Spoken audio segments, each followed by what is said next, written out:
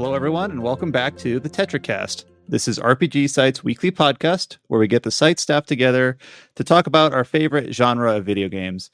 We have a small crew here today. My name is Brian Vitale. Joining me, we've got Josh Torres. Do you know what the definition of insanity is?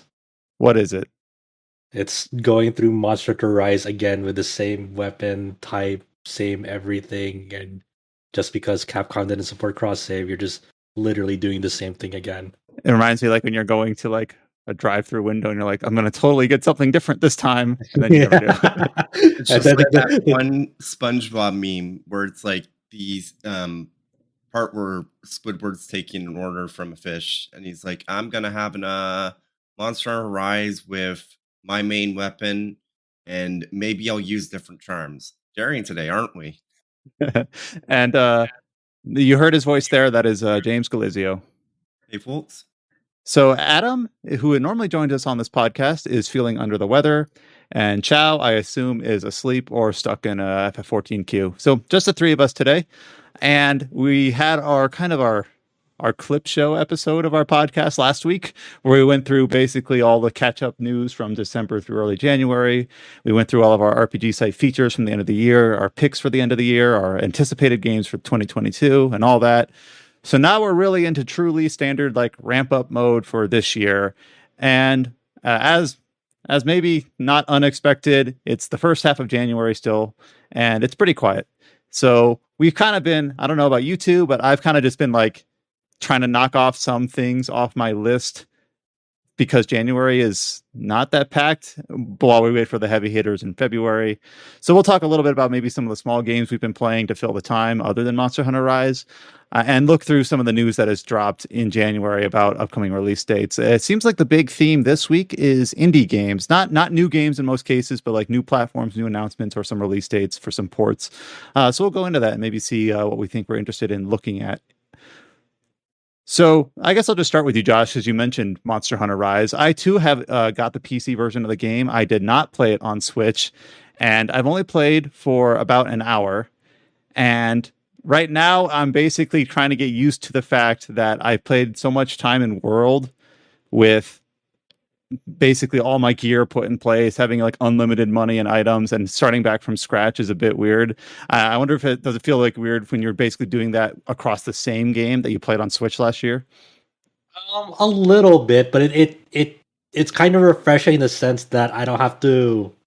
Oh, I'm starting to get there now, but at first I didn't have to like worry about like what's my end game setup. The end game like for me at Switch was just the melting pot hell of like getting the right talisman, essentially with the right gem slots. And this was like, oh okay, I just have to worry about like since I play hammer, all I have to worry about is like, okay, these are the armor pieces I want. Here are the weapons, and the progression is very fast once like you kind of know what you're aiming for. But like I've been playing a shit ton with friends, like helping them get caught up, and then progressing. So I already have like almost 30 hours into this PC version, and it released on Wednesday, and we're recording this on Saturday. And I kind of played a lot. And I'm like at the end of like high rank 7. I almost have the urgent quest, and to contextualize that, that's basically like almost all the content that the starting launch version of the game was before they patched in the rest of the game. Like I'm almost like at the end of that, and then progressing like beyond that. Like it still takes a bit of time, but I'm not really rushing. But it just so happens that like there's no other game on my plate right now that like I'm like dying to get to, or that I have to get to for the site. So I'm just like, well, okay, I'm not really looking forward too much at like the immediate like future. Like maybe I'll get around to the PC port of God of War. That seems really cool, but that's not like a new game. The Pokemon Legends, I've been like not into Pokemon for like a long time. I don't know if this will be the one that'll maybe go, oh, I'm like really into this new format of Pokemon. I think that's one of those things that I need someone with like the perspective who shares the same perspective as me, as like not having been into Pokemon. They have to tell me, hey, look, this is something you're gonna be really into because this is the way like this makes it feel good. Like because for me, when I pick up Pokemon games, like on the rare occasion that I do. Like I think like the last one I picked up, like that was like a standard Pokemon game, was like Pokemon X and Y. I'm not sure. Was Hey, it that's X and Y? better than me. The last I've played is Sinnoh Platinum. Yeah, and then like within like maybe under 2 hours, I got super bored of that, and then all the other Pokemon units. Like I understand why people like them, it's just not really for me anymore. But maybe uh Pokemon Legends Arceus is, maybe that'll switch things up enough to make it feel like cool again, which it But does. But who knows if I'll like it. by the way, there have been 2 trailers, or I think like 1 trailer and 1 commercial. We'll talk about them later in the podcast, where they do pronounce it Arceus. So I remember we always have joked or been stupid about how to properly pronounce it. And I bet, Pokemon's not consistent. I bet there's clips in the anime where they say Arceus or something different, but I don't know. Would be Arceus is how correct. the. Oh, really? Yeah. Nice. So that one, there was a pretty long trailer from Nintendo, the Pokemon Company, that we'll discuss on that later. As for Monster Hunter Rise, it's weird because I'm playing it basically in the boat where. Well, let me back up a bit. Normally, in this early section of our podcast, we kind of talk. We try to like rank which games we want to talk about. Usually, like prioritizing new releases or releases that a person recently reviewed, or things like that. Where now it's just kind of like us trying to fill time. So, Monster Hunter Rise obviously is a new release on PC, but we've also kind of maybe not talked it to death on the podcast, but we've covered it extensively. The thing that I'm noticing about myself when I've played my little bit of Rise on PC that I have is that when I went into World and Iceborne on PC, I was basically a complete completionist for it. I was doing all the requests, all of like the deliveries, every single side, task, and I ended up putting like 800 hours into it. And I was there on day one for all of it. Was basically a games as a service game in a way. And I went through when they added, all the way up through Fatalis. But now on Monster Hunter Rise, I just kind of want to experience it just so that I can like see how it does things differently, see how the canines and the felines, and the wire bugs and all the different like new mechanics work, see how it plays based on the Switch game. I don't like, even on the Switch, like I never touched like a shitload of the quests because they were relevant to me. Like all these Switch skills to unlock the other weapons, Switch skills and whatnot. I'm like, I don't care. I'm playing Hammer until like I feel like playing something else. So I don't have to worry about these or all the delivery quests that like will unlock, whatever a design for some weapon. I'm like, I don't. Or like, care. a decoration for your room. That's another thing that I did. And I spent all of the research points on World, like getting all of the room decorations, and I spent like way too much time decorating that thing, and I never really invited anyone to see it. It was just for my own pleasure or whatever. But now it's weird going into Rise when I'm like just now unlocking like side quests and stuff. I'm like, nope, don't care. It always feels like liberating, where it's like, it's not because I don't like the game. It's just because I feel like I'm still not that far removed from World and having sunk half my life into it, where I'm just like, I want to experience this game, but I just want to experience like the golden path or whatever you want to call it. Yeah, I'd say like, I gave you like I recommend you like see it so you can see like every monster at least once, Mm-hmm. So that'll get you like a good amount of time in the game, but you didn't sink like half your life into the game. So I think that's a good way to go about it, and it's still like very like fun and different. Like like I feel like I'm one of the minority that like prefers Rise over World and Iceborne, because I just like that it's very to the point. Like when it comes to like the town hub, you don't have to do like so much like walking around the town hub to find like 10 different NPCs. It's like everything's very like it's like old It's Monster like 2 Hunter streets. where everything is very constrained. Like everyone's by each other. Everyone's, you don't have to walk too far to go where you need to go, and there's like a quick travel around the village as well to like every single part. It's very So functional. yeah, and I like that the arenas or like the stages, the levels are very like they're more wide open, and it's visually more clear. Unlike World and Iceborne, where like there are some zones where, especially like remember the starting forest and World, it's very visually cluttered, and it's like, hey, I wonder why you needed scout flights to know where the fuck to go, because it's hard to like know where the hell you're going in those stages, even after you spend a certain amount of hours into it. You still have to be like, oh, scout flies, where do I go? I'm like, Are they so not in Rise? no, they're not in Rise. You see you basically see the monster right away. If you like, yeah, you've identified it, like you always know where the monster is. You don't have to like sniff its tracks or like the monster pooped here, so it must have gone over there. You'll always know where the monster is once you've like identified it the first time. And that might have been born out of Switch constraints originally, but even on a design consideration, it does kind of make it maybe less immersive, but more like just more clean, more easy to like come to grasp with. Yeah, it's just more to the point. I kind of preferred the Rise's design overworld in that aspect. Like to me, the funnest part about Monster Hunter is hunting the monsters, not tracking down where the monsters are Well, necessarily. even how like Astora, is that the name of the first city in Monster Hunter World, where it's like a 4-level city that you have to like use these wire carts to get up and down, or these tracks, and it's just like, and then like in the Kimura village, it's just like, here's the street, here's the quest lady, here's the shop, here's the stuff. There you go.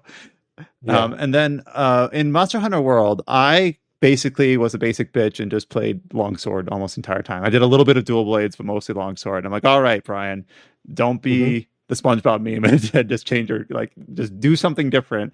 But I also kind of chickened out a little bit because I'm like, all right, I want to do something different, but I also just kind of want to experience the story, on a brisk pace. So I don't want to do something like super like involved, like having to deal with coatings or ammo, like a bow gun or whatever. So what can I pick that's a good happy medium? And I think I picked Switchblade, Switch Axe. Okay. Where it's like, okay, it'll feel a little bit like longsword, but have a little bit more going on. I didn't want to do greatsword just because I felt like it was too slow. I thought maybe about Gunlance, but I think that has an ammo component. I'm not sure. I'm not a Monster Hunter vet. I only know how to play longsword because I am stupid. I have low IQ. So I actually am going to try something different with the Switchblade, and it seems fun so far. But I've really only done it on like a couple hunts and a little bit in the training arena. But that's basically my stretching out and trying something different for this run through. Yeah, before Sunbreak, I'll probably pick up like a secondary weapon. I'll probably maybe try out bow. I might just go for like a ranged option before Sunbreak comes out, and then try to switch between hammer and whatever I end up with. But who knows? But other the PC port, as James reported months back with his preview build, it's pretty amazing. It's really good. It's running at 144 FPS for me, no drops. The load times on SSD, is so good. Like you just get into hunts super fast.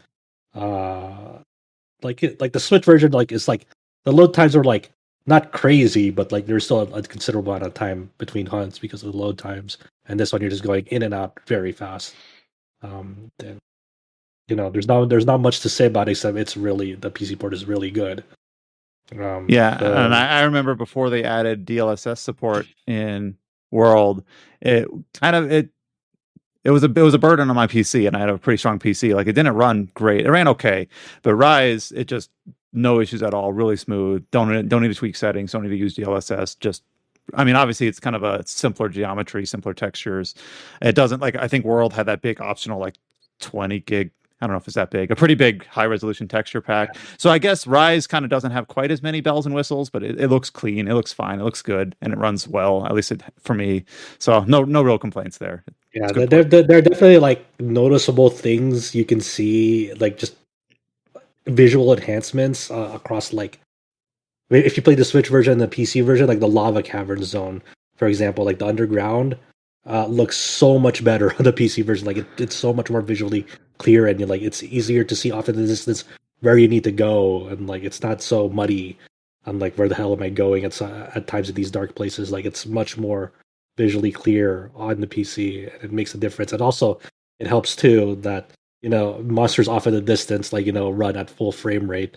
They're not like kind of like stuttery or choppy. Oh, right.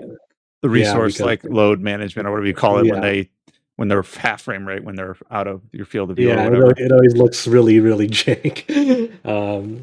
But yeah, I mean, I'm happy to like just I wish cross save was there, but whatever. I'm still having fun.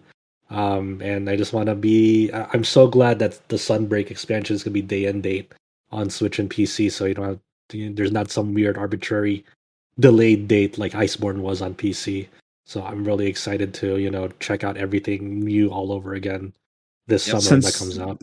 Since we don't have Adam's computer brain here, let me remind myself. When is the Sunbreak expansion date? It's not dated. It's just summer. Oh, it's not. Yeah. Oh, okay. Yeah. I was hoping to maybe have like basically a due date for when I need to be through main game. But if it's just summer, it sounds like it shouldn't be that hard. You have a lot of time. Don't worry Right. about it. Just play it at your own pace, and then don't procrastinate too. So one of the games that I've been playing to try to fill time before some late January releases is, and this is a bit random, but Yakuza 6. So, like last year, basically a whole bunch of Yakuza games came to a PC and I believe Xbox, like the remastered collection 3 through 5 and 6, and maybe some of the Konami games hit some platforms that they weren't originally on. And my goal was to basically play through the series. I played through 3, liked it a fair bit. I played through 4, thought it was a bit long on the tooth, average. It was fine. And then I played through 5 and I just hated it. Just at that point, I don't know if it was fatigue. I don't know if it was just the game itself. I don't know if it was just the fact that I was still trying to do most of the side sub events and mini games or whatever. And at that point, I was just wearing myself thin. But I played through 5, and then like as soon as I saw the credits, I'm like, I don't want to touch a Yakuza game ever again. But now I kind of felt like I had heard from the past when it released a few years back that Yakuza 6 kind of corrected a lot of the mistakes from 5, and back to a single protagonist, back to a limited number of locations, not quite so bloated in terms of packing it full of random sub events and mini games and other game modes that don't really add to the experience. So I'm like, all right, this is the last one I have. I've played 0 through 5. I've played Like a Dragon. So this will be the last mainline Yakuza game that I need to do for my history lesson or whatever. So I didn't want to leave that gap open. Figured I'd play it. And I'm at chapter like 9 of 13. I've been playing it again, kind of like Monster Hunter Rise, very, very straight through main line, not doing a lot of sub events, not doing a lot of mini games, because I feel like I've gotten my fill of that. So just focusing on the story, focusing on the, just concluding the narrative arc of, Kiryu Kazuma's story. And I'm enjoying it a lot more than 4 or 5. And I think it's a little bit of that less is more, both in terms of the scope of the game and me not burning myself out by feeling I have to do everything. But also, this might be an obvious statement. This is going to be an obvious statement, but it's even more obvious when you play them in order. So when I played through the games last year and I went from Kiwami 2 to Yakuza 3 HD Remaster, it was obviously very clearly a visual step down, going from the Dragon engine to the older engine. Even though it had been touched up, it was still clearly based on, the 2009 game or whenever that came out. And then I kind of acclimated to Yakuza, how Yakuza's 3, 4, and 5 look. And I thought, yeah, these games look fine. They look nice, and you can play them at a high resolution on PC, so they clean up pretty well. And then I'm like, what that resulted in is when I'm playing Yakuza 6, I'm like, oh my god, this game is gorgeous, or whatever. You just get like you're transported back 2 decades, or about forward 2 decades. You're like, whoa. Yeah, technology really changed. So you just have like a fucking super high fidelity Kiryu, this fucking mean ass smirk when he looks at something like, oh. And there's this one chapter in the middle of the game where you're like fighting in a sauna, and it's got like a sweat across like the characters' faces, and it looks like really like sweat and sloppy and appropriate. I'm like, wow, this is so great. And then like whenever it goes into like one of the video file cutscenes from the original PS4 version, is that what it was on PS4? It's not quite as high resolution as the PC version, so it's almost kind of weird where it's like, no, this Bink file or whatever it is looks worse. And I know when the game first released, people complained that the Dragon engine was very, very like resource intensive, and it still is. But GPUs have come a bit since then, so I'm still running it okay at 4K 60 or 4K just under 60 in some of the. Yeah, that was the first game on the Dragon engine, so a lot of optimizations were made, ever since then. But that was very much they built a new engine from the ground up.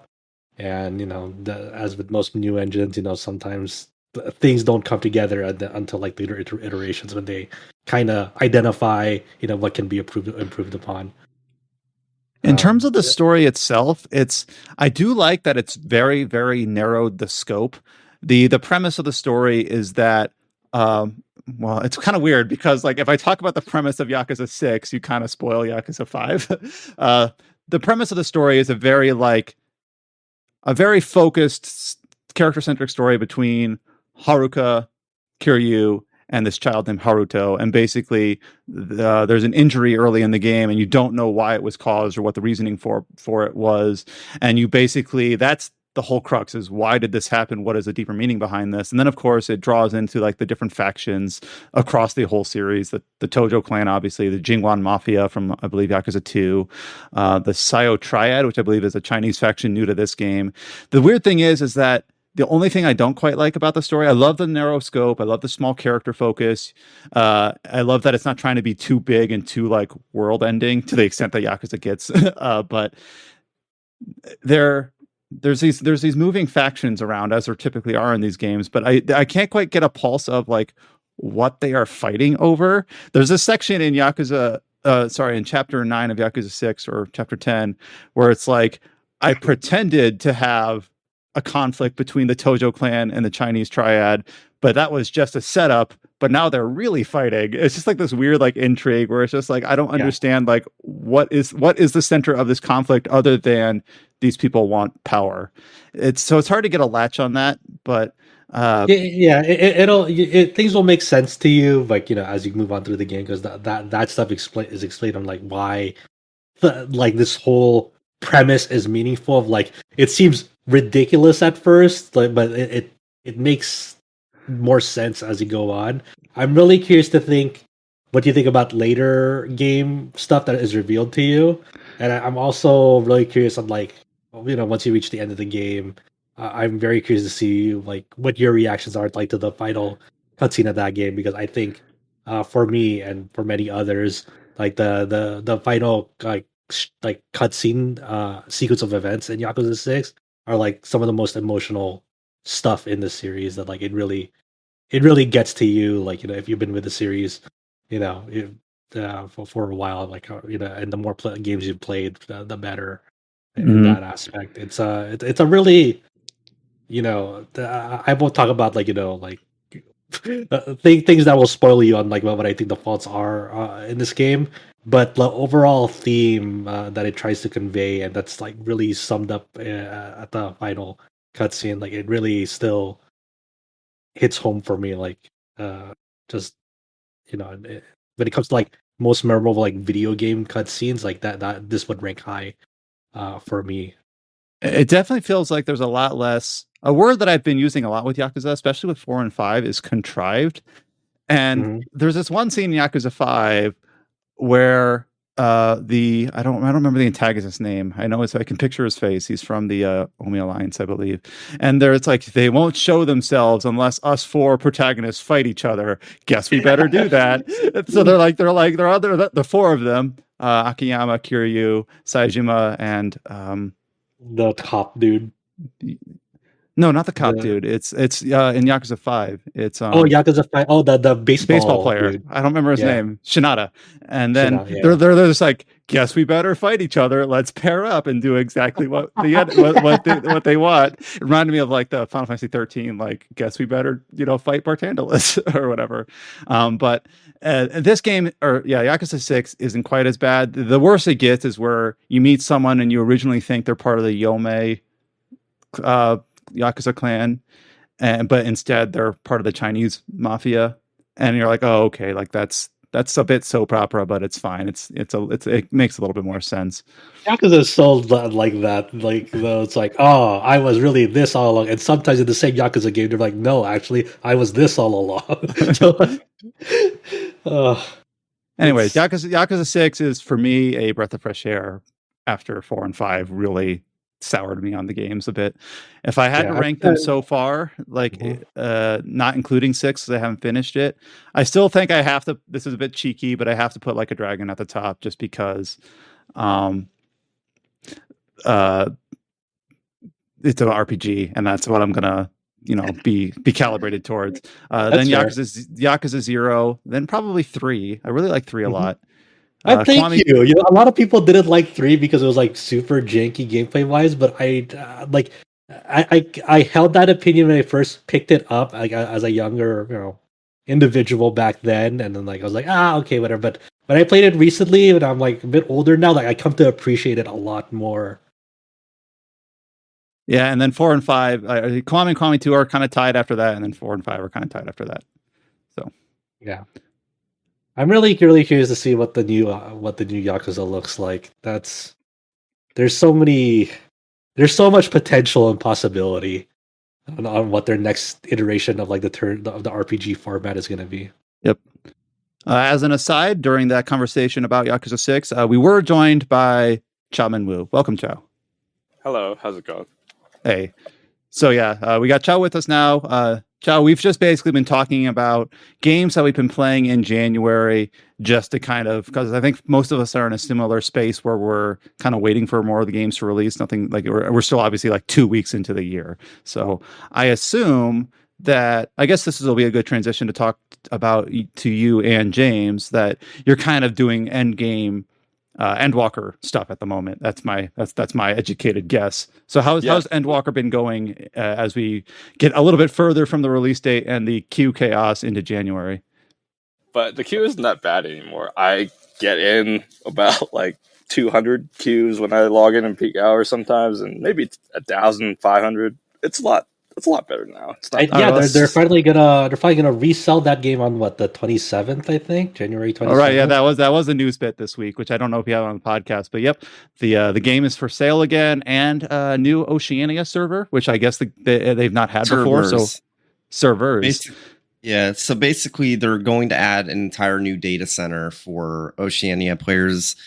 I'm not sure how that's going to hash out because I don't think it'll necessarily help the queues because most of the Oceania players are either on the Japanese data center, which hasn't been as crowded as the North American data centers.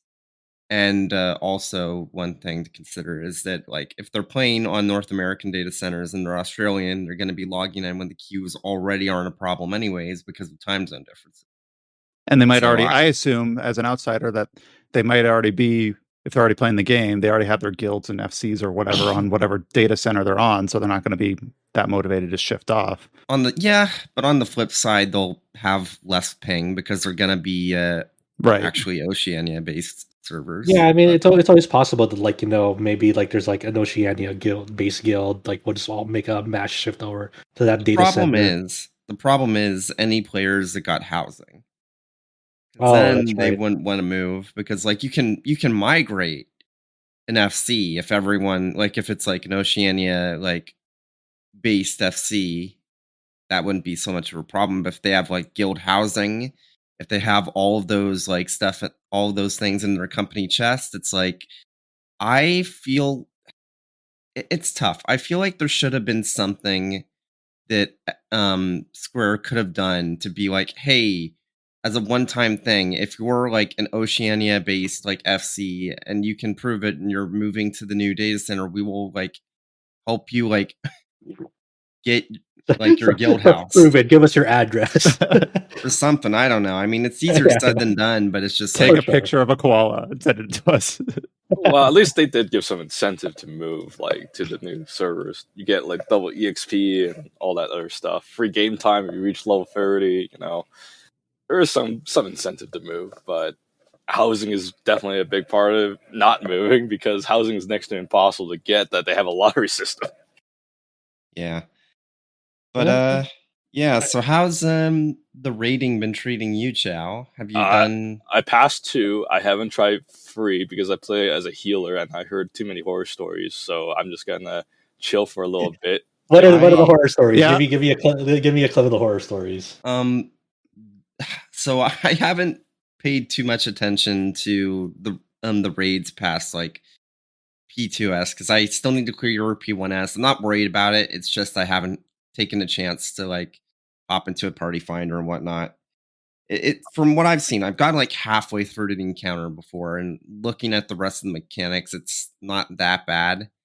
Especially now that, thank God, Party Finder was like, okay, we're not going to do the incredibly dumb have the tanks take a damage down stat. But, there's some very dumb things.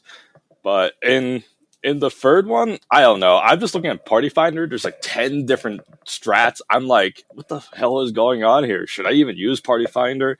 There's a Hector strat. There's a Nato strat. There's an Ilya strat. Like I think that's actually strats. interesting when like before like the meta is established or the this is the way pugs do this or guilds do this when there's people trying to try. Obviously, I haven't played this game particularly, but I think it's interesting that yeah. I'm just going to tell you right now, this is a North American data center problem. Like the European, everyone else has got it figured out. Yeah, like here's something you need to know about 14 culture is that the North American data centers are dumb. Like really, really fucking dumb. Because like both the European and Japanese data centers have this thing. They got their shit figured out. Basically, they have these community macros that you can just copy and put into your own thing where it's like it'll just have a list of all the mechanics, small diagrams, and it's like, okay, if you're a healer, here's where you need to be during this mechanic or and the movements you need to do if you're a tank, if you're a range, if you're melee, etc. And instead of having to be like, hey, have you watched a video? Have you progged the fight? Do you know where you need to be? You can just post the macro and it's like, okay, here's what you need to do. And but they want to find it out for themselves, man. It's like kind of like a Destiny raid where like if you're going to it for the first time, you just want to experience it for the first time and waste everyone's time when they're trying to clear it as fast as possible. Do they have like audio callouts? Because I know it's not much of a raiding game, but back when it did add raids, Guild Wars 2, there was a few like lunchbox add-ins where it was like, player 6 to star marker, tank two or whatever. I think the game does a good job of having its own in-game audio callouts. You just got to realize it. Like X Trial 2, you could hear the sound effect and you kind of know where to go if you turn your sounds on. Like, what is it? You could hear the bubble sound effect and you're just going to use water. Or you can hear like an earth crackling sound and she's going to use the earth attack. But telegraphs like designed into the game, we can't have that. I need an overlay that has an arrow pointing or whatever. What if I like to play my games muted, huh? Yeah, what if I'm listening to a podcast? There's a visual note. There's also a visual. You could look around her, but it's harder to see because what if I'm oblivious? Effects. What if I don't pay attention to this? What if I blindfold myself, huh? Well, Brian, you're already halfway to being a Final Fantasy 14 player then. Well, there's some other indicator. I don't know how players can play certain mechanics colorblind though. It's like I do think that's actually kind of interesting though. Like if you're talking about the one mechanic in EX2, there's definitely a slightly different shape to the indicator when she's changing her weapon. Yeah.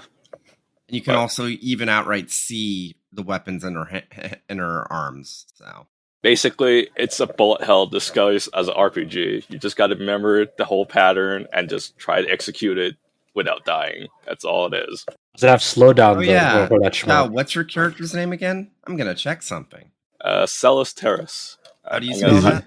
I'm going to type it in the voice chat because I am very bad at spelling. Is he going to do like a gear lookup or something to see like if you were outfitted properly?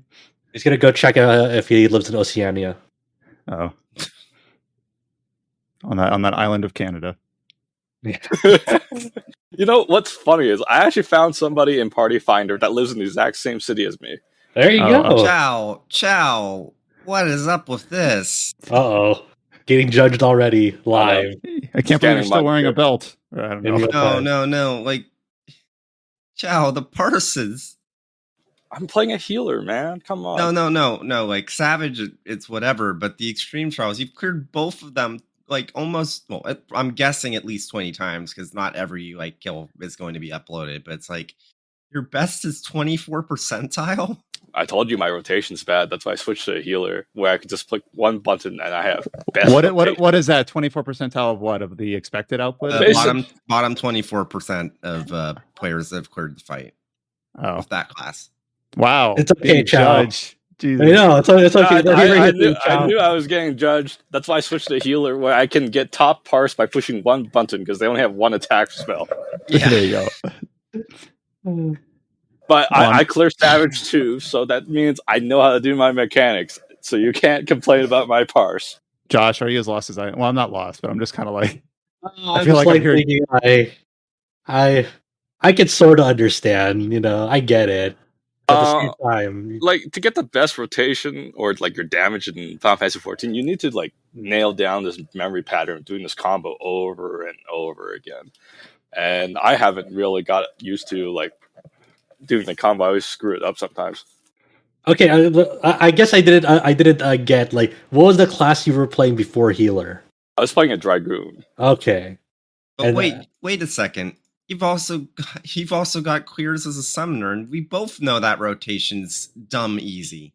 Oh, I was only using it for the first hour or so. I didn't even practice it. I just used it straight up in Zodiac. Oh crap! I swallowed it. Can someone delete that, please?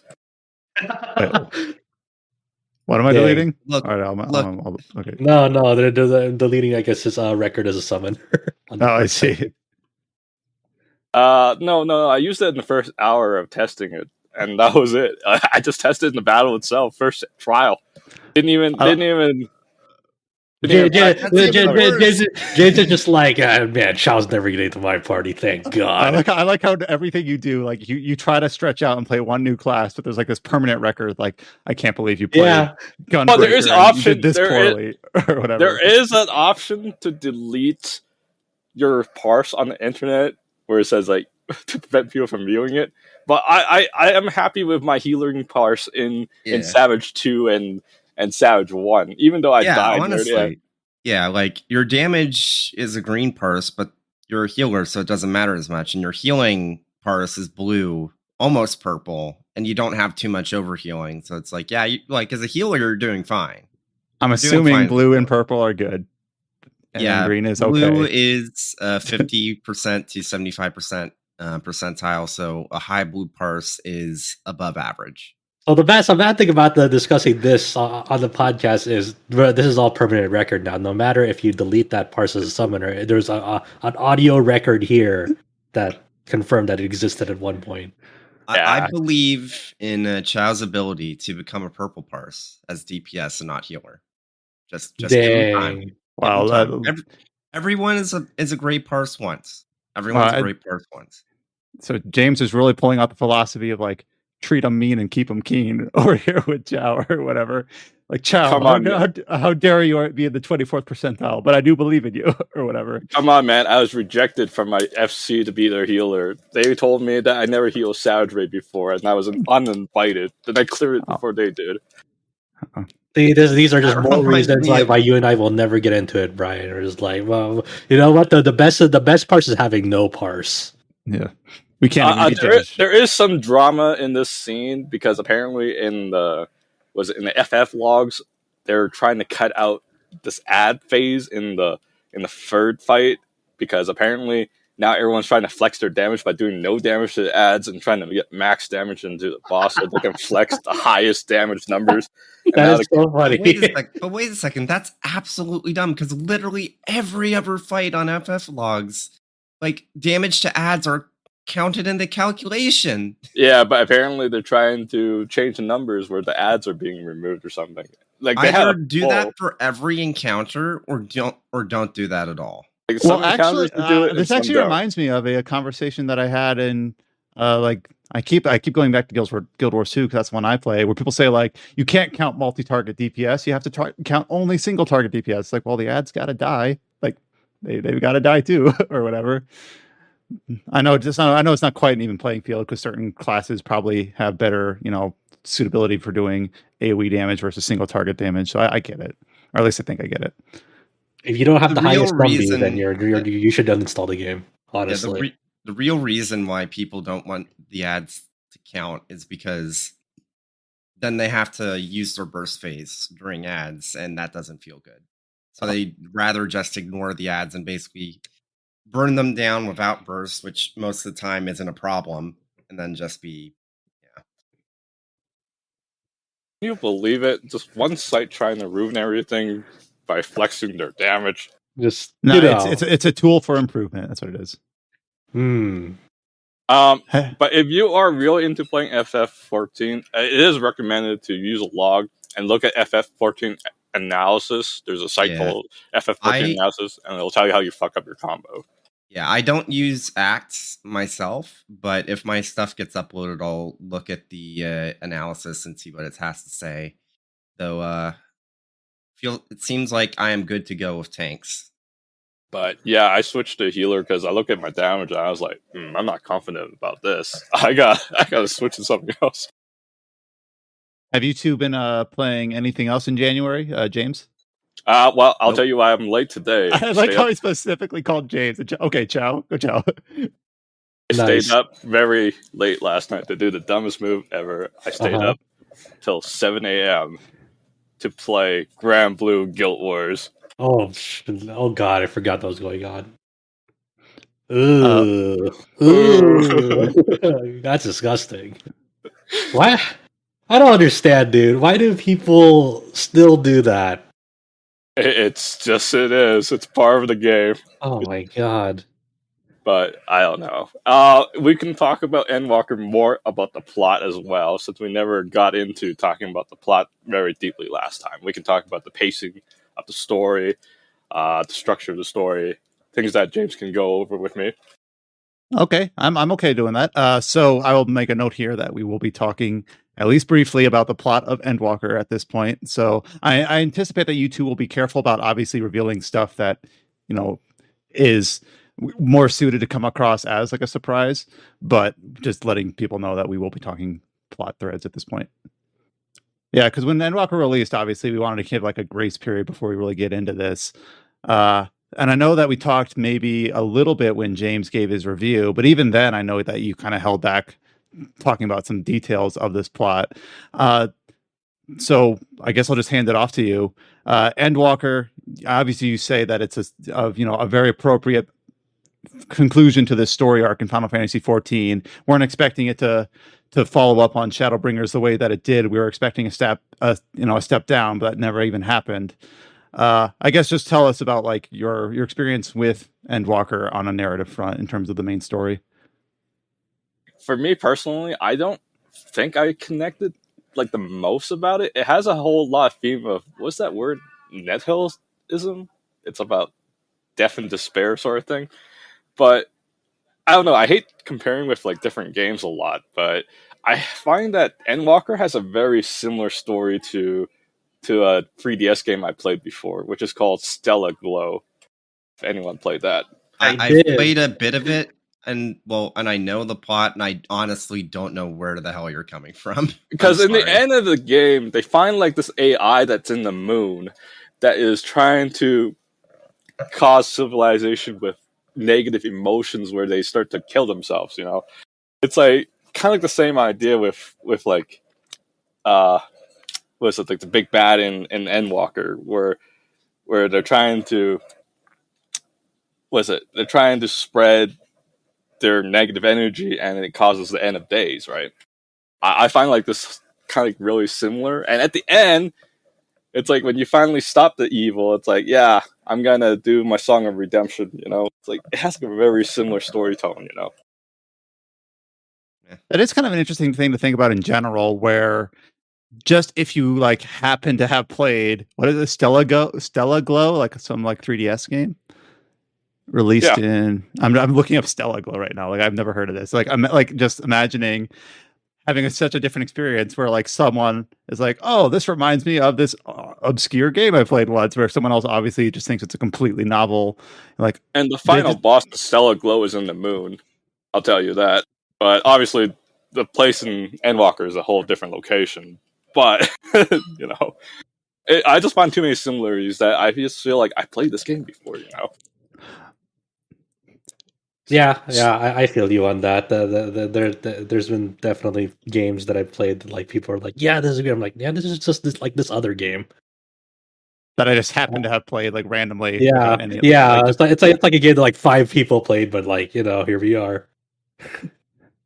Well, I'd rather have that where it just happens to be eerily, probably arbitrarily similar to like one specific other title, rather than like if I have to play another game that has like Reset the World, Eternal Recurrence, Reaper, Mass Effect thing, like that theme again. Like, they have to do something really creative for me to like bite onto that, you know, bait again. just because I feel like so many RPGs go into that sort of narrative loop. There's also the other one thing that bothers me about Endwalker is the stakes. No one really died.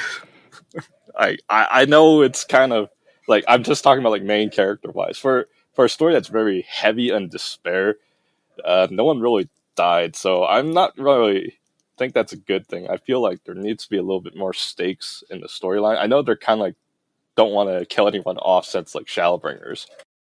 But so you just kind of feel like main characters have plot armor, that sort of thing. Yeah, they do.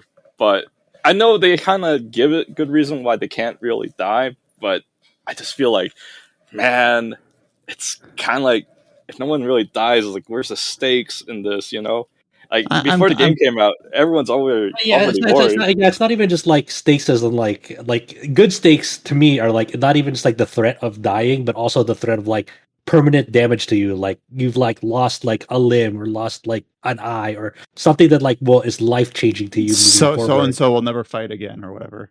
Yeah, so like something to that in that respect. Like I get you, Chow, and I agree with you that like if I'm experiencing a story that like it really amps up the stakes and it's like the final stretch, you know, like there has to be something that like there's a threat to your well being and hopefully that happens, you know, because if it's done in a way like Chow, you'll understand me like this. Like remember like the Gundam Seed Destiny? It was just like it's like all right, here comes like the final battle, and like it's the fucking main character just like doing a perfect victory sweep. No one was damaged, not even a scratch on them. 2 thumbs up, good to go. It's like what the fuck? What the fuck was this all this for? I don't envy story writers for video games or in general because I think like saying, oh, we want to make sure this is serious, so let's just kill someone off. But at the same time, it's like we don't want to like, what if I have future stories that I want to like tell with this character? I don't want to kill them off. So balancing like trying to make some real tension versus like cheap drama or melodrama by saying like, I guess we're no longer telling stories about this character, so let's just axe them to show that the big bad is actually, you know, a big bad or whatever. So actually like being able to craft a story that brings that sort of drama and doesn't fall too far on either side of feeling like there's too much plot armor or there's too much, you know, just needless death. It's a hard balance. Those guys have a hard job to write those stories. Yeah, so I can definitely see where Chow's coming from, and I think that if I were in his shoes or like if I were playing through this expansion, I probably would carry a similar sentiment of like, you know, I kind of wish that like stakes really felt like, you know, they existed there. James is pretty quiet. I want to hear his take as well. Honestly, well, I mean, my take is my review. Summarize it in one sentence or 2 sentences.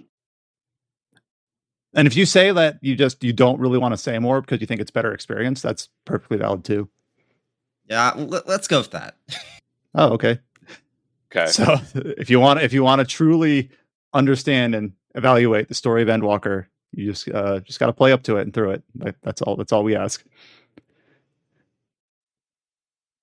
Were there any other games that we wanted to talk about that we've been poking at in January before we go into a big list of trailers that have released in the last couple of weeks?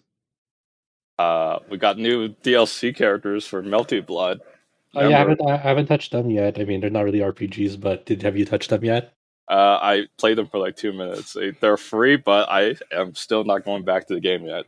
Yeah, I feel like it's one of those tragic things that like there was a lot of anticipation for the game, and then like this game has like totally petered out. Like I feel like it's not quote unquote dead. Like there are still like players, but like the user base is so super down. Like numbers wise, I don't know about like the sentiment like people have, but it's just one of those like the game's popularity is like fallen off a cliff. Like I just feel like we just go back to it just because we played it and we discussed about this in this podcast before, and it just recently came up. But yeah, I went over and tried it. I just don't know. I feel like the game died because of its gameplay system. I agree. Like I think the story about that, like the a lot of the talk about that game with the people that I know that play it, like say, yeah, we're waiting, like, you know, we're looking forward to the next version of this, you know, which is probably going to happen because that's, you know, the developer Frenchman is known for like, you know, refining systems in a later like, you know, update. Like like a sequel to that game. Like it happened with like Under Night in Birth, where like the first version of that game in Japanese arcades is like a nightmare, and it got refined over time. But and the same thing happened with like the original Melty Blood series. But yeah, like I just it's one of those games that like when I play like Type Lumina, I'm like I could just go play Actress again instead and have a better time because the way that the systems are implemented right now are just they just don't really appeal to me, and like I I don't like I will only probably play if like if a friend asks me to play. I'm like, all right, I'm just down to clown for a little Yeah, bit. basically As need a a new game. as an outsider to fighting games, are the ones that we somehow manage to always talk about on this podcast. My experience is that Grand Blue Fantasy Versus fell off really quick. What was that RGG Studio or Sega fighter that you played last year? Was that like Virtual Fighter 5 Yeah, Ultimate? yeah. That Virtua felt like it fell Fighter. off quick. Yeah, The Melty Blood felt like it fell off quick. The one that seemed like it had lasting power to some extent was the Guilty Gear Strive. yeah, it still does. Like Guilty Gear Strive is still pretty healthy. Like it definitely found its crowd, and they're sticking with it, and they're liking it a lot. There's always some kind of thing that kills a certain game. Grand Blue Versus killed the game by making it anti-fun. They keep nerfing things, and yet they never, they have a really bad netcode. So you add those two combinations, it's like it's going to be a dead game pretty soon. Yeah, like Grand Blue's probably like COVID fighting game target number one. Like COVID fucking killed Grand Blue. Like any potential to grow as like a game like community wise, and like it could be a very different story if like COVID didn't happen and Grand Blue would still be probably still be popular. But the way that they've either side games and or Arc System Works has treated that game over time with the way they've balanced the game. Like a lot of like the fun options in that game, like when it comes to like controlling characters and their like options against like one another, like they've been really diminished over time. So it leads to a very stale, a stale flow of gameplay because it's like you've taken out so many fun options of ways to counter different moves for each character that like it just feels super vanilla, super bland, and that's not something you want to see in a fighting game moving forward. Like as the game goes through like numerous balance patches, there are numerous other problems with that game, and I don't know. I like it's to the point that I don't know if a rollback netcode patch would like save that game at this point or Yeah. make it popular again. I think it would have to be a brand new like Grand Blue fighting game that has a rollback obviously, but also just has just revamps the fighting game system in a way that like feels fun again, and like and ensure like establish that trust with the user base that like hey, we won't go in this direction again, because like fixing it or like correcting it is one thing, but in like establishing that goodwill moving forward is also crucial, because you don't want to like go through it again and be like, oh well, here comes the next sequel or the next expansion, and we don't know if we can trust like the developers to like do us wrong in a future version of this game. But yeah, I was thinking, it's like when you keep nerfing classes, you just lose the will to play it. I mean, like if you look at Final Fantasy 14 recent example, they're gonna buff every other class to match the latest broken class, which is the Reaper, right? I agree So with bring this other time classes up rather than up to drag things par. down. I think that's what they should have used instead of just nerfed everybody. Yeah, I usually like that that balancing this like philosophy too. Like I can understand like that there are definitely exceptions to the rule, but I am definitely more in favor of like, hey, if this character is super powerful, then like why don't you just like bump up people to like kind of match their level. I do like that philosophy more. And like Strive in some respects like handles it like that. Obviously, there are nerfs to some characters, but in general, they like bumping people up rather than pushing them down severely. Well, we'll go into the news section from there with our bi-weekly like tangent into the fighting game world, which I'm 100% okay with. So when we were looking at and scoping out the different news topics, it looks like the main theme for this week is indie games, as I said at the header. But there is kind of one piece of general industry news that we have listed here at the top, and that is about the the heading up of Platinum Games. So we talked about a few different like studio executive changeouts over the last couple months. Like for instance, Nagoshi leaving RGG to be replaced by Masayoshi Yokoyama. But for Platinum Games, we learned at in the end of December that CEO Kenichi Sato had stepped down, and a new CEO has been appointed, and that is Atsushi Inaba, who was the former vice president, who is now the CEO, and also the studio head.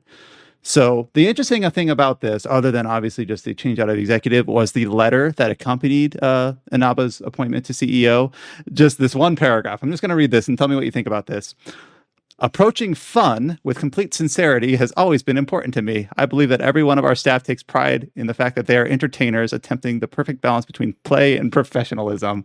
I'm like, oh, if only every video game executive valued the idea of fun in that way. That's very like refreshing to read in a letter from a studio head like that. So Yeah. This is like it's your typical corporate like, hey, passing the torch to like newer younger people. Like Atsushi Inaba been really a growing talent inside of Platinum Games over the past years. Like his breakout hit was Near Automata, where he served. Well, you as say obviously, but I didn't know that, so that's cool. That's a cool Oh factoid. when they introduced Near Automata, like an announcement, like Inaba's name wasn't really well known at that time, and then it's like only after the fact, after Automata got so much praise that like Inaba really like, went into the limelight with that, and then like his uh project that he like took full like ownership of after Automata was Astral Chain. So it's gonna be really interesting to see how Inaba steers Platinum Games. James and I have our we've listed our grievances over Platinum Games multiple times on this podcast. We won't have to repeat them again, but we're really hoping that Platinum, like under Inaba's leadership, that Platinum Games will go in the right direction, like in a way that like um they're releasing projects consistently and not having to wait like because there's always so many weird like things that happen to Platinum Games, and it feels like every like point of like a game's development, whether it's like in development, publishing a game, distribution of a game, like there are stories of Platinum about each of those levels, and where Platinum Games like screwed up that aspect, and it could be like for games that like were canceled, like Lost Order and their involvement with the Grand Blue Fantasy Relink RPG, or like the distribution of like how the Wonderful 101 Kickstarter campaign was handled, or just uh just like weird things like that. Like Platinum Games has just kind of been like a company that's like where they get involved with other either developers or publishers, and it's like, and then something happens to that project, like Scalebound for example, and then you're just like never really sure. It's like, was that Platinum Games or the other? It's like this weird trend and pattern with Platinum Games. It's weird because So it's like they don't have any like one huge major blemish like a Ubisoft or an Activision, but just like these, like you just listed off like three things. So it's like where they just kind of like fumbled something that they had. yeah, and so hopefully, like like with all like the Naba's been there since a really long time, uh, and I'm hoping that Inaba like is able to like steer them out of those kinds of like weird hiccups. I guess that's my hope for Inaba as CEO, and he has like like he has a good head on his shoulders, and I hope that reflects in the future of the company's decisions. And there, one other paragraph of his letter does just make clear that they still have the unchanged overarching goal of entering self-publishing. So that's something we talked about previously on the podcast. Yeah, because I think their ongoing projects right now is they've obviously Bayonetta 3, that shoot 'em up game, Soul Cresta, and then there's like an Ultraman-esque game that they like announced like a year or two ago. I can't remember, but it was part of that like whole like Platinum 4 announcement. And then I guess who knows how far off that project is, but there's Platinum Games, like people like really love them for a good reason, and hopefully they kind of get back to like that state of mind and that, and hopefully Bayonetta 3 is like really cool. I really want Bayonetta 3 to be awesome. All right, and with that, we'll go into a discussion about indie RPGs, and I think this is kind of a good time for it because there's not a lot of other games crowding the space for the attention here. So let's just kind of give these games their due and at least give them their shout out, and maybe there'll be at least, I'm hoping to at least play one or two of these to kind of experience them and see like if there's something like a diamond in the rough or something that could easily go overlooked that we want to make sure it doesn't happen. So a lot of these indie games started on Kickstarter like in the 2018-2019 timeframe, but are just now kind of like finding real publishing partners or releasing or they released last year and they're now getting console ports, which obviously means they have a lot more visibility. So in no real order, we'll just kind of go through these. The first one that I have listed here arbitrarily is Eternal Radiance. So this game is a game that I am best going to describe based on its trailer as a party East-like. It looks very much like in the vein of like East Memories of Celceta in terms of like its visuals and its at least the combat shown in the trailer. This game did release on Steam late last year and was also in early access leading up to that. The announcement here is that it's just now, as of like this week, also available for PlayStation 4 and Nintendo Switch. So very clearly trying to like play homage to that Falcom sort of art style, and in terms of the combat itself, like the party-based action RPG.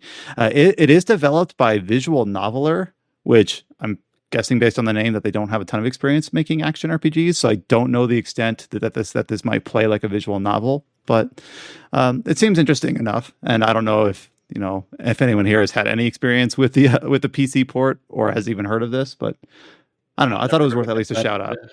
But it is amusing because I looked at the developer page for Visual Noveler, and their track record is funny because in 2016 they released Anime Studio Simulator. Okay. In 2017 they released Rat Simulator. Rat Simulator. Yeah, I'm not kidding you. It's and 2018 Ascendant Hearts. So that's their track record as far as their Steam development page is. It seems, and apparently Ascendant Hearts, it seems to be like either a story about RPGs or is an RPG itself. I'm not too sure, but yeah. But at least the developers of Rat Simulator brings to you the East like.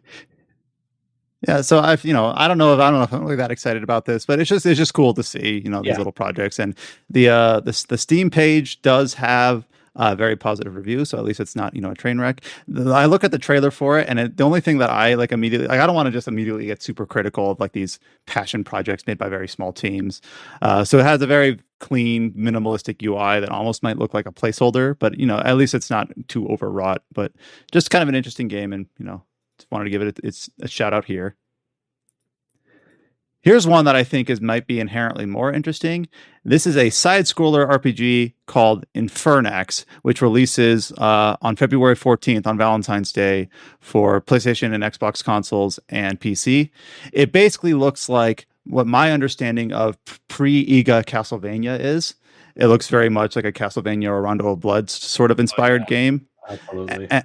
And so again, this isn't a new announcement. It was on Kickstarter years ago, but this is basically the announcement from the Arcade Crew, which is the publisher. The developer is Berserk Studio, saying that it will release on those platforms on Valentine's Day. Yeah, for people who don't know Berserk Studio, they're the developers of Just Shapes and Beats that released back in 2018, and that was a really, really cool game. It's like kind of like a music bullet hell sort of game. So really just see how this there's obviously a big genre shift, but this could turn out to be really cool. That is Infernax. Yeah, it is interesting because I've only played a handful of Castlevania games, and they've all been like Symphony of the Night or later. Where this one, when I look at this, it looks like it's really more trying to play homage to the earlier games. So I don't know if that's just my impression of the trailer or actually like the design intent, but very clearly it's wearing its inspiration on its sleeve. It's not being coy about it. Yeah, it's definitely like pre-Iga Castlevania, but it seems to have like more RPG mechanics tied to them. It's basically getting its inspiration from Castlevania 2. Yeah. like where it's Simon's Quest. yeah. I mean, even the font is kind of similar, you know. Mm-hmm. Here's one that's maybe a little bit more squarely in the JRPG wheelhouse, and that is Rise of the Third Power. So this is another game that was on Kickstarter. It was announced formally with the publisher last year. What we have the announcement now is the release date announcement. It is releasing in a similar time frame as Infernax. It's releasing on February 10th for PlayStation 4, Xbox One, and Nintendo Switch, and PC. So, and this one is basically built in the vein of a 16-bit JRPG where the sprite work looks very reminiscent of, Final Fantasy 4 through 6 era PlayStation 1 titles. And I think that this game, out of the 3 that we've listed so far, looks the most promising to me. It's kind of got a little bit of that HD 2D sort of look where it's stylized with 16-bit graphics, but obviously with modern like post-processing sort of techniques that they can like layer on top of it. So I think that this looks, if I were to pick any one of the first 3 games to play, it would be this one. The only thing here that I don't quite gel with is the character art. And I can't really put a good reason on why. It's just that it looks like American anime art. Is that how I would say it? I think it's not specifically that, but I think like the sprite work and the environmental effects and the battle art, animations look really nice. And even like the character portraits at the bottom of the battle screen look nice. But then like you have this still of like, the character speaking in their dialogue bubble. And I almost think it detracts from it. Like, no, like just let I almost prefer that they would just let the sprites do the talking. Maybe I'm just saying here that if Adam were here, he'd say sprites are good. Like they're very pretty. They look very nice. Yeah. This character art's just not needed, I don't think.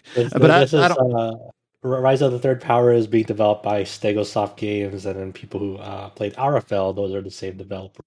The only reason I know about Arafel is I get this PM from this random stranger nonstop to tell me to write a guide for this game because he loves it so much, and because I wrote the Trails of Cold Steel guides. It's like you'd be a perfect fit to write a guide for this game. You have to write a guide for this, and I'm like, no, I don't know anything about this game. So we can expect a guide for Rise of the Third Power by Chow. You heard it here first. Thanks, this game also has like those like CG stills like the Game Boy Advance era Fire Emblem games have. And those look pretty nice. It's just the character art. It almost looks like it belongs in a different game. I feel so bad that I'm nitpicking on that one thing, but I guess I'll balance that out by saying like this game looks really interesting, and it's in early February, so I think it'll be a good time for it.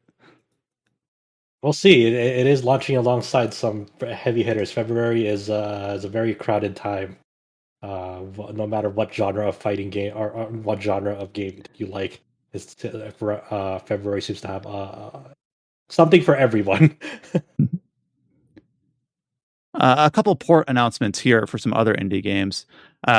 Shattered: Tale of the Forgotten King it looks like a Zelda / Darksiders like 3D version, 3D Zelda like that released last year on PC.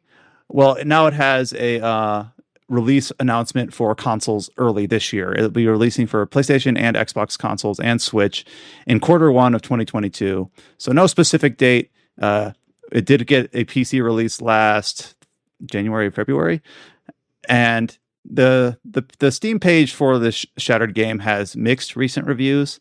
So I don't know how much stock to put in that. It looks interesting enough, and I don't think we have enough Zelda likes in just in general, and it also has kind of like that Hollow Knight sort of vibe to it. But maybe not much more to say on this, especially since we don't even have a fixed release date other than Q1. And I didn't even realize that this game came out last year, over 12 months ago. Or sorry, it released on February 17th last year, so not quite 12 months ago. But didn't really make a lot of a splash then, so figure at least, give a shout out to its title now. The developer here is Redlock Studio, self-published. This is their first project. So at least take a look at the trailer and give it a look. This next one I can actually speak to a little bit because I've actually played this. This is a 2D Zelda-like called Ocean's Heart, which launched for PC last year. It's now got a Switch release date of February 10th. It released last year, actually about a year ago on January 21st. So Ocean's Heart is very clearly like built in the vein of like Minish Cap. That's that kind of era of Zelda. And this game I thought was fun. I thought it was quirky. I thought it had like some really witty, and it wears its humor on its sleeve. And like, for instance, like you'll meet like a carrot farmer, and his title card before you know his name will be like "guy obsessed with carrots" or whatever. Oh yeah. And then like if you pick up like materials called like iron pine cone, and it'd be like iron pine cone, this is actually pretty heavy, but since it's made of iron, maybe that's not surprising. It's got like that sort of it's trying to make you laugh at every other text box, which maybe Right. might be not be everyone's cup of tea, but that's the sort of tone that it has. And unlike a Zelda game, it has like a character that speaks a lot and has a lot of dialogue and a lot of thoughts. But it opposite of was Link. say that again. Yeah, the opposite of Link. The only thing that I will say is that it was very, very short. I think it took me like 5 hours, which might be fine. Maybe if you're looking for like a little 5 hour Zelda-like experience, that'll be, exactly what you look for. And it's a $15 game, so maybe priced appropriately. I thought it was fun, but maybe unremarkable. It'll be coming out on Switch also on February 10th. So the same day as Rise of the Third Power. I don't know. It looks like Minish Cap kind of influence to me. Just No, that's what I said.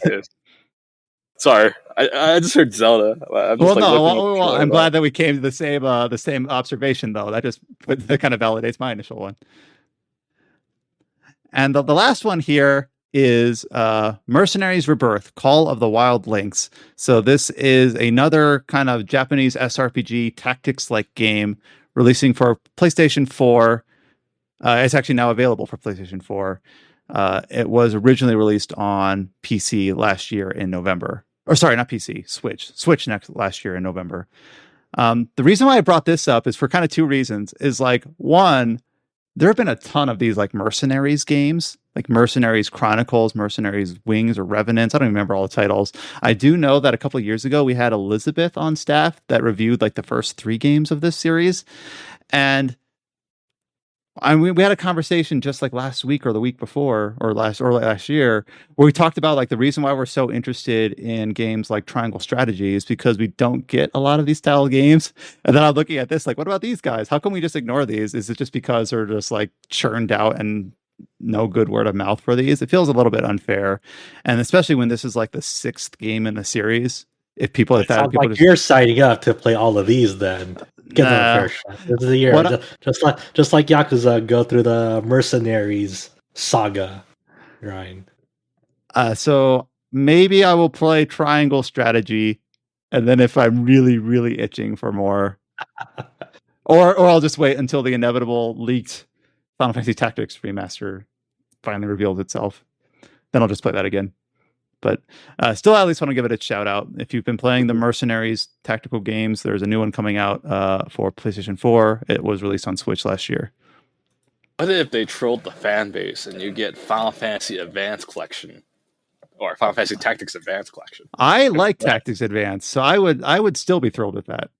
So, and I've only played Tactics Advance 2 once, so if I could conveniently play that game through again, I would totally be on board for that.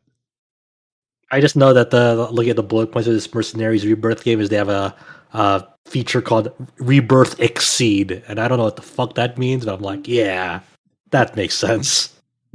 So not to leave people hanging, I'm going to just read this out and see if this makes any sense without any context. The gauge in the upper right corner of the screen builds up anytime the player attacks and defends during battle. Store up enough power to activate a particular skill called Rebirth Exceed!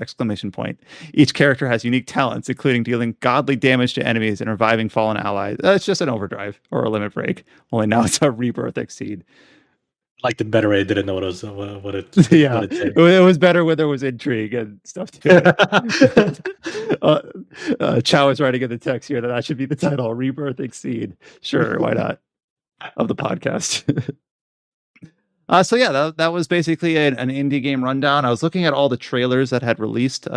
So a lot of these port announcements, release date announcements, were accompanied by trailers. Not all of them. And I just kind of decided to put these indie game trailers up first ahead of what we're going to go into next, which is like the more the stuff that we've been talking about previously, and all the upcoming games we have discussed on this podcast before, at least once. So at least just wanted to put all these titles up in front and give them their chance to be heard and seen. So here's one that we kind of talked about briefly at the start here as kind of like one of the major January releases that we are looking forward to, at least some of us, or maybe being optimistic about, and that is Pokemon Legends Arceus. They released a new, basically 13-minute gameplay preview 101 trailer about exactly what this game is, how it plays, what to expect, how it's different from other Pokemon games. And it's I think it is very, like, if you're on the fence for this game and you're not sure if it's something that you're intrigued by, I do think that this trailer really does kind of make the decision about, nah, it's not something I'm interested in, or yeah, I want to try it. I don't know if it sells the concept that well, but it is very clear. It's very informative. I watched the whole thing. I normally don't watch very long trailers, but this one I actually did. Like I said earlier, I have not played a Pokemon game since Sinnoh, just due to kind of feeling a little bit worn out of the formula. And this looks like something that shakes it up enough that I'm eager to try it. I'm definitely going to be grabbing this game when it releases on January 28th. Yeah, I watched that trailer too, and I'm still like, I get it, but I'm just like, is that something that I would like? Maybe I need you to tell me, Brian, if I like this game. Brian, why I like this game? Well, it does seem to have some. Obviously, the comparisons have been drilled down to death about Breath of the Wild. So, Yeah. and people are going to either say that you're stupid for making that comparison, or it's obvious because that's obviously what they're going for. There seems to be no middle ground. But I actually do think that very slightly, this is going to sound silly, but I hope I can substantiate this. It does slightly have some Monster Hunter vibes.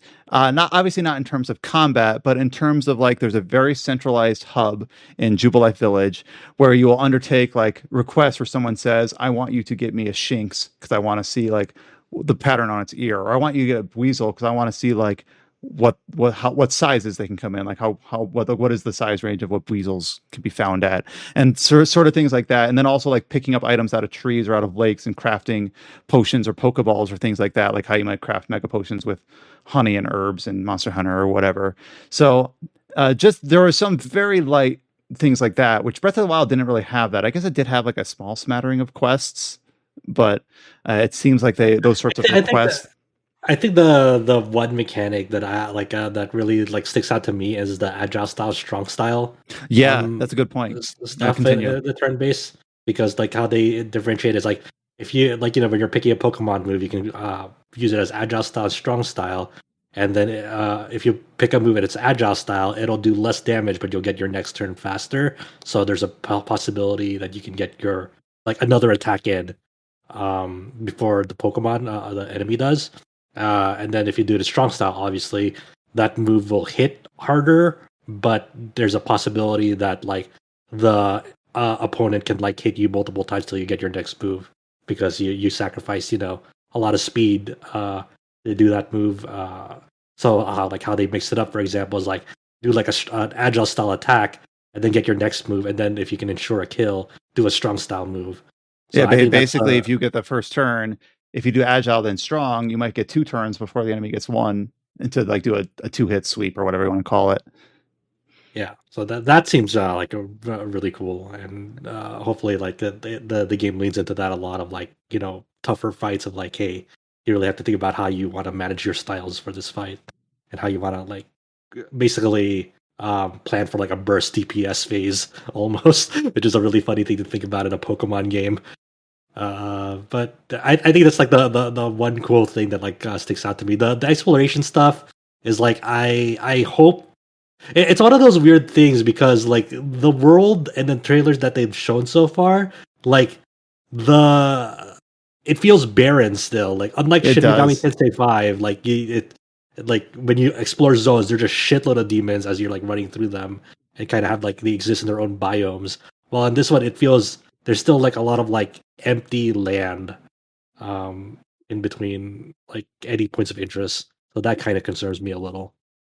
Yeah, and I think the gameplay systems with like sending out Pokemon to retrieve materials out of trees or out of rocks, or to just simply battle, I think those gameplay systems look fine. However, there's one system that I'm not sure that it's selling very well, like selling to me, like in terms of like advertising itself to me, and that is the noble Pokemon, which seems like to be like the main climax points of this game, like the boss fight. So noble Pokemon are like Pokemon that you have to like calm down because they're in like some weird like intrinsic rage, and you have to like throw items at them to try to like I think they call it a forest balm. Like the one they show is the Cleavor, which is the new like Scyther variant that has axes for arms. And I guess the way that they work is that you can't battle them on a turn-based battle right away. You literally have to run around as your trainer, avoiding their attacks while throwing bombs at them to poke away at a meter. And it's trying to make it like this Pokemon action game sort of thing. And it just looks, if you watch it has a section of it in this gameplay overview trailer, and it just doesn't look fun or engaging. It's like the players like backpedaling while throwing these bombs at this Cleavor while dodging attacks, and then eventually you get into a turn-based battle with it anyway. And it's like that was the one part of the trailer where I'm like, I don't know if this looks fun, and if this is going to be like the major kind of objective of the game, then yeah. You know, Brian, a game has previously tried this where you engage fights in an action fight, like RPG fight first, and then you can switch into a turn-based right away after a certain point, very fluidly, and it works. And it's called Kuro no Kiseki. I was gonna say, like, is he referring to Kuro no Kiseki? I want to blurt that out, but I don't want to be wrong. Yeah, but it's. I thought that all the stuff about like the way that the hub works, the way that the tasks work, the way that the exploration works, that looks pretty fun. I don't know how old it would get though, or how much is packed. Oh, yeah, another Monster Hunter thing that reminded me of it is like you have like a research level of each of the Pokemon you experience in the wild, like what their habitat is, what their favorite food is, things like that. And as you like fill in, like the Pokedex isn't just what you've caught or what you've seen and what you've caught. It has a little bit more detail to it, which kind of reminds me of the way I've only played World and a little bit of Rise, but the way that the Monster Journal worked in Monster Hunter World, where you learn like what their weaknesses are, or what elements they're weak to, and things like that. Only here it's more like what food can you craft to bait them out or to help catch them or things like that. So that also reminded me of the Monster Hunter. Will you have to raise your research level for new cooler Pokemon to pop out and take their picture as well? I know what you're referring to. I'm just I'm not witty enough to like, you served me a joke and I can't land it. I'm sorry. But it'll be interesting to see like how it plays with these different, like, obviously the main battle mechanics are still turn-based, but even in that respect, they've adjusted it with the strong style, agile style stuff. And then seeing how kind of like these secondary progression sort of mechanics work with filling out your Pokedex, getting research points. You get like the new traversal moves, like where you're on the Weirdeer or the Basket Legion swimming and things like that. So I wonder if it'll feel Zelda-like in that way, where it's like, aha, finally I can ride, over the water and catch the Gyarados that I've been seeing for the last 2 hours or whatever, or something like that. So I wonder how rewarding that'll feel. Those are the sorts of things that are hard to sell in a trailer, and you just kind of have to experience it. But I feel like when we're talking about like the unappealing part of this game, like throwing the things to like make Pokemon calm down for a turn-based battle.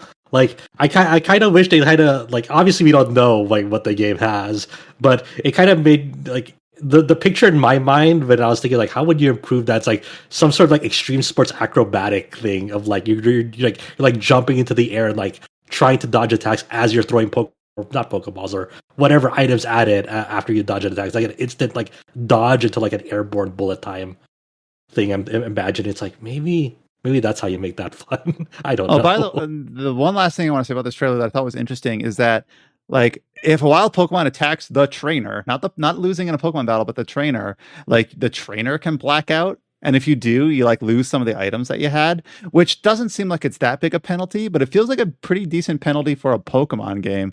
Like, what if you just collected like a bunch of rare, I don't know, seeds or whatever, and then you end up getting, blacked out and you drop all of them.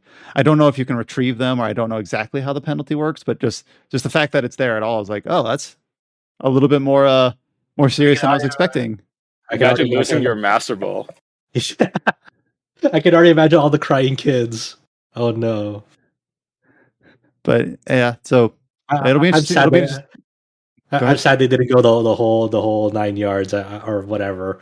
I'm sad they didn't just like it's. They should have just killed the trainer. Wow, blacking out. No, the Pokemon would fucking kill the person. Right? it just generates like with it, because obviously there's customization options as well for like clothing and hairstyle and color or whatever. It just generates a new trainer. And it's like a roguelike now. Yep. And you it's like let it die. It's just like the next trainer in line in the machine deploys. It's like, all right, new trainer. I mean, watching a Pokemon anime, we know that Ash is pretty tanky as hell. He's been electrocuted like hundreds and thousands of times. He's been stoned. So I'm sure this Pokemon trainer will be fine from all kinds of damages. There is another game releasing in January that I think has kind of gone under the radar on our website because it's a PC game, and that is Expeditions Rome. So this is a turn-based tactical RPG being developed by Logic Artists that is releasing on the 20th. And we got a bunch of character trailers here because it's a party-based, turn-based tactical RPG. Unfortunately, these character trailers, they're just basically like 40-second snippets of these 5 characters just kind of giving a brief outline of who they are and like what their motivation is. Like one is basically like a soldier veteran, one is a gladiator, one is basically a spy who is kind of like a Mulan type, where she's a woman that has disguised herself as a male so that she can fight without suspicion, things like that. The characters themselves, I'm not even going to go over their names because I don't think they're that interesting. This just kind of I saw this in our news queue, and I just reminded myself, okay, this is releasing a week before Pokemon. It's releasing in January. I'm kind of just poking at random games in this month anyways, just to try to like finish out things that are in my backlog or things like that. So when Expeditions Rome releases in a little under a week, I might try this out and actually like reach out of my comfort zone and report back on next podcast or the podcast after and see what I think. This looks like a isometric RPG, like hexagon-based movement for the grids, from what I can tell from the trailers. Right, and it looks very much kind of like the. I mean, there's only so many ways you can do turn-based styles, but what it reminds me most of is the Divinity games in terms of I'm looking at the trailers about like how the skill tooltips work and how they're assigned to specific characters and things like that. So that's and I obviously really adored the Divinity games. So even though I don't know if I enjoy the setting of ancient Rome that much, I mean, maybe I don't want to have like that preconception going in. So figure I'll try it. Oh, also the another thing that reminded me of like the Divinity games is that at least Divinity Original Sin 2 is that it looks like there's like an armor health system where there's like 2 bars that you have to break through in order to fight enemies. You'll have different moves that are better at piercing armor and then moves that are better at dealing direct damage to health, which is always kind of a cool little. There's a lot of ways you can have fun with that system mechanically. Yeah, but here's another Western game that got a combat trailer. We talked about this briefly, I think last week, because we were talking about where are the Western RPGs. Elex II. So Elex II is releasing on the 1st of March, and its first couple looks in terms of its announced trailer and a story trailer weren't that good. I wasn't too enamored by them. It got a combat trailer now that just on the 12th of January, and it's better, but still it took it in a direction that I don't.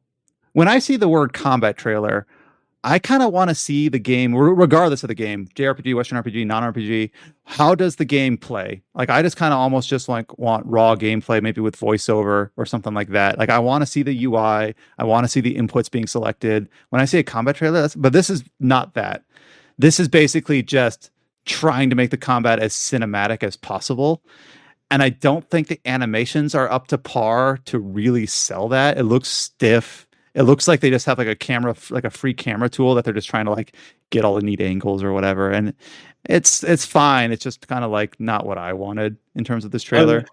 I think the part of the trailer where like it makes me really smile is like when you're on the jetpack and try to do like a hammer swing or melee swing in midair with the jetpack. It looks really funny. Yeah, it looks stiff. It doesn't look it. Yeah. And I know the first game also had a jetpack system, but I think it was mostly entirely used for traversal, and you could like shoot while hovering or whatever. But not, I don't remember trying melee. I do remember in the first game it had a pretty standard stamina system, like so many games have. But I remember that it felt like there was options in the settings menu of Elex 1 where you can make it where certain attacks took no stamina, which feels almost like cheating.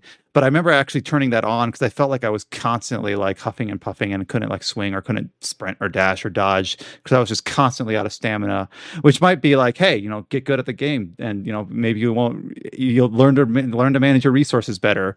But I think just other stuff about the combat of Elex 1 I was just like, I don't want to deal with this. Just turn down the difficulty knobs just to give me more stamina, so I don't have to, so I can be a little bit more freeform about this. Because Elex 1's strength was in its quest design and a little bit its storytelling, more the quest design, and not in its combat. So I won't be surprised if Elex 2, the combat is just kind of just to get you from quest to quest or area to area, and isn't really the high point of the game. But we got a combat trailer, and it's a thing. Here's a trailer that maybe Josh can speak to a little bit.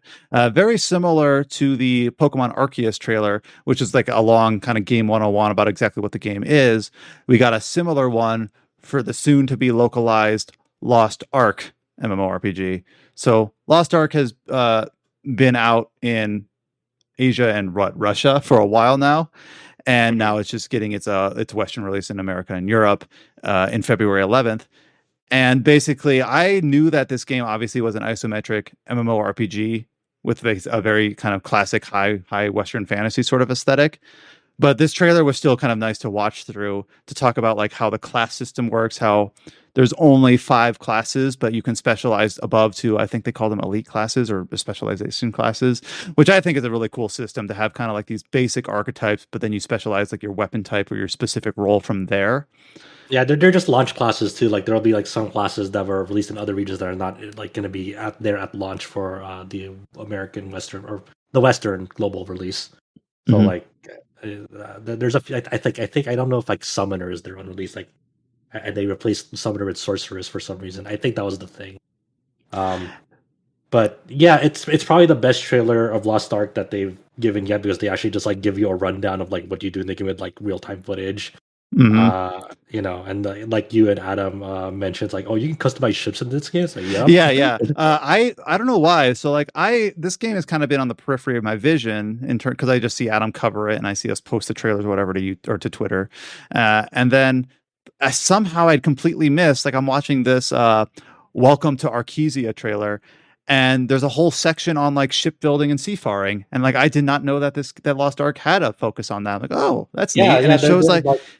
That's a lot of like the PvE of the game. Like there's a lot of like crazy side activities you can do in the game, and like so one of them is like seafaring, where like you're exploring like different islands, and like some of like there'll be like side quest stories in those islands that can like dramatically shift like the way the game is presented. So like one example is like you visited an island and it's like kind of like a horror theme, and like you kind of go through like this dungeon or mansion area, much like Resident Evil, and it takes on like a horror tone.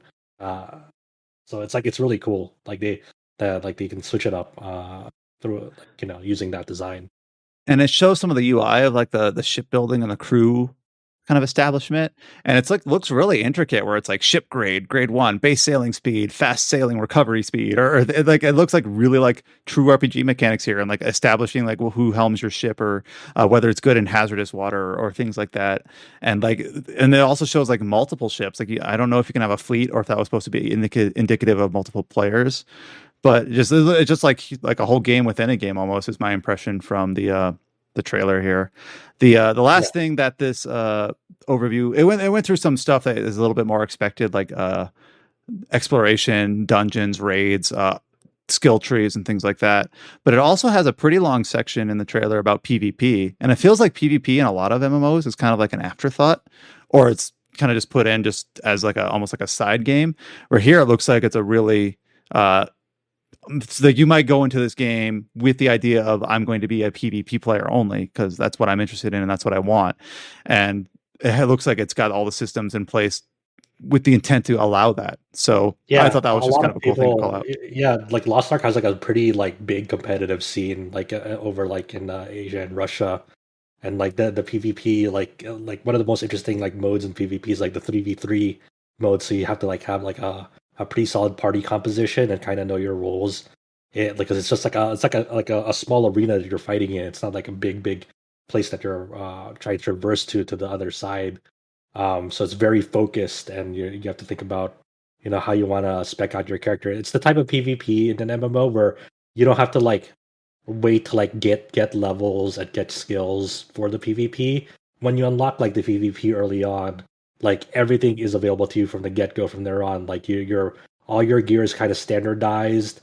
for the PvP mode, and all the skills are unlocked, and you kind of tinker with how you want to build your character and their skills and sort Oh, of that might be a cool way to like learn the class. Like, obviously, I don't know exactly how the setup works, but let's say like I'm interested in playing an assassin, but I don't know like how it feels at max level or with all the skills unlocked. So instead of progressing through like slowly unlocking those, maybe I'll just try it out in some PvP matches, and I'll have all the tools available to me, and I can just see how it feels. Obviously, fighting players in PvP might feel different than fighting a dungeon boss or a raid encounter, but at least get a feel for the skill. It just seems like just another tool where it's like, all right, I'll play in this way and see how it's like, and that way I don't have to invest. If I decide, oh, this I really don't like how this feels, I don't have to. I can try something else for my story character or something like that. Yeah, that's a good point. Yeah. So I'm really looking forward to this. It looks really fun. Like I said, like my friends have been will not shut up about this game. So I'm like, all right. I'll give it a shot. So I'm just waiting for it. It's you're already invested. Like you've pre-ordered, right? Oh, a friend of mine pre-ordered the game for me. So right. like it's free to play. So like you don't have to like put any money. But like just founders packs, and you get a little bit of goodies that don't really affect too much. So isn't in the housing system people can design their own mini games and stuff? Like that? Probably. I didn't look too much into it, but if you've heard that, it's probably true. This game has a lot of things going for it. Man, I'm pretty excited about it. Yeah, dude. Let's play. Let's play.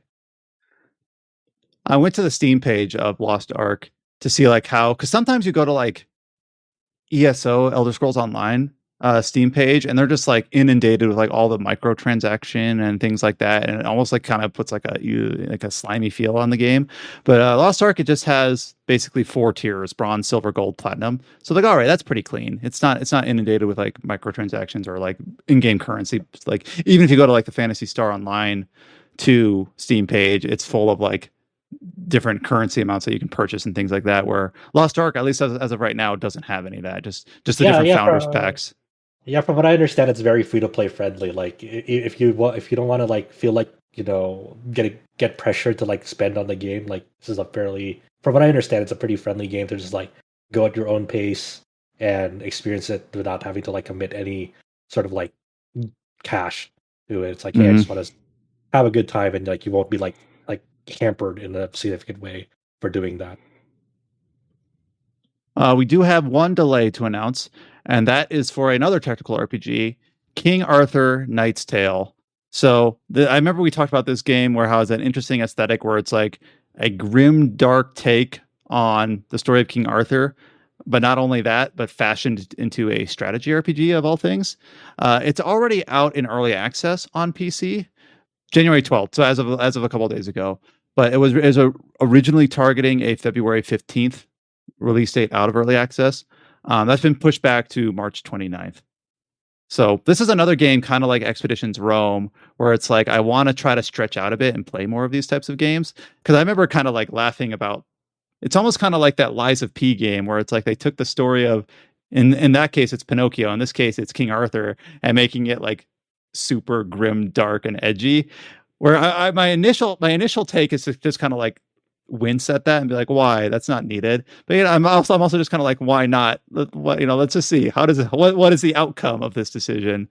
So I don't know what the end of March will look like in terms of releases. Obviously, that'll be well past some of the heavy hitters like Elden Ring.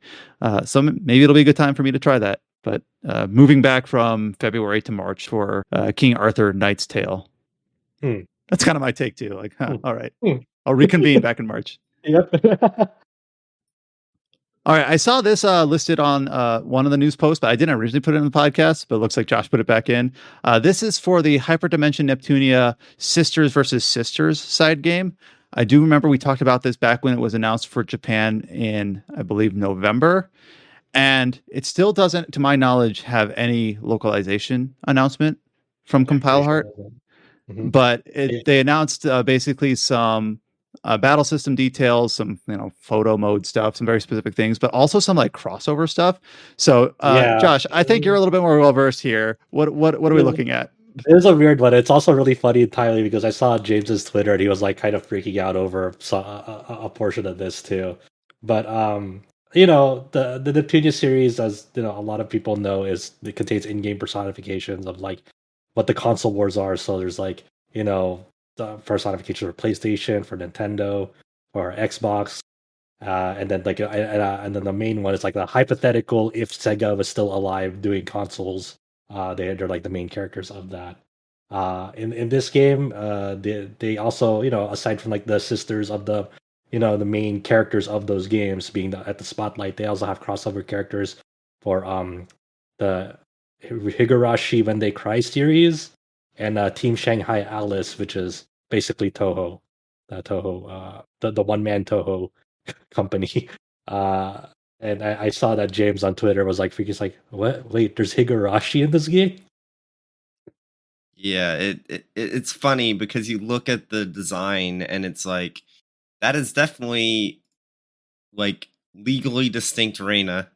And it's Yeah, like yeah. Reina from Higurashi. She's best characterized for using a machete in that series, and in this game, there's this character, and like a mix between let not me. just any machete, like a machete with like almost like an ice pick at the very top. So it's like you look at this Yeah, Neptunia's weapon, and it's like, yep, that is very distinctively Reina's weapon. and these characters are literally called Higurashi When They Cry and Team Shanghai Alice. That is their name.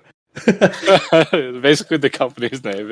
Yeah. Yeah. So and of course they went the whole way with it. With they have Mai Nakahara voice of Higurashi When They Cry, which is literally the same voice actress as Reina in the Higurashi anime series. And in the screenshots they show for Higurashi When They Cry, she does the really scary eyes that Reina does, and she's very serious about murder. Let's say, and it's really funny. This is not the first time that the Neptunia series has dipped into like in-game personification of like series. Like I know like the Hyper Devotion Noir Vita game, which was ported elsewhere. They had like in-game personifications for like the Metal Gear series and the Yakuza series, and so it's funny to see them revisit this because the way like I don't really care much. Like obviously for this game, I don't know. It's very unlikely I'm gonna pick up this game. All the clips, the video gameplay clips they showed of this game is like, whatever. I don't know. But it's always amusing to see how they make personifications of characters of a series. Like, what traits of the series will they have in that character design? Obviously, for like Team Shanghai Alice, like this character is a shrine maiden that has just like littered with ribbons throughout her outfit, which is that's kind of a theme of the Toho character designs. Is like they're all shrine maidens and they love ribbons. I don't know anything else about Toho, but yes, that looks like a Toho character. And So this that does not have a official announcement yet. It for a Western release. It is releasing in Japan for PlayStation 4 and 5 on April 21st. The last bit on the podcast doc here is an announcement about you can now pre-order a special edition for Trails from Zero, which is obviously releasing this fall. 2022 game.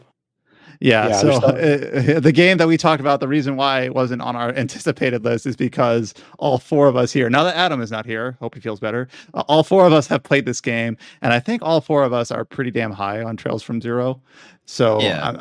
It is definitely a game that we'll be discussing when it comes to end of the year stuff this year, even though it wasn't on our most anticipated. But anyways, it's a limited edition for both PS4 or Switch. $90 that you can pre-order at NIS America's website. A physical copy of the game. It's got a hardcover art book, a soundtrack select CD, and a few other things, and a cloth poster and a collector's box and a steel book.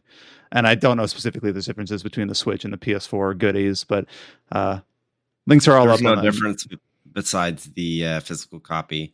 They're also selling a Oh, yeah. Trails from Zero 1,000 piece puzzle. What? Hey, I like jigsaw puzzles. And they have a Lloyd plushie. Since say what you will about Nisa, they definitely go all out when it comes to like the limited editions and merchandise. They definitely make good limited editions. I still have the Yeast 8 collector's edition. I think that's actually one of the best collector's edition out there. Can't The wait for when one- they finally announce Labyrinth of Gowrie as localization, just so I can see what they do for the limited edition. If The only Lloyd it was plushie cheaper to get to Canada. It's like $30 to ship this. $30 USD. Rep. The Lloyd Oh. plushie looks so creepy, dude. I don't know if I can jive with the Lloyd plushie design for them. What they're selling here. It looks like a Funko Pop. I'm sorry. I like plushies, but I don't know if I want a plushie of a character. I want one of like a mascot. But what would a mascot be? A Mugo. Rennie? Kupo. No, not They- of these of specifically a Kiseki though. A They Palm? have Oh, the they do machine. have a Palm plushie that they sell. Oh, they do. Yeah, they do. All right, a Palm. What is the Pig? Are you Mishi? thinking about Yeah, Mishi maybe.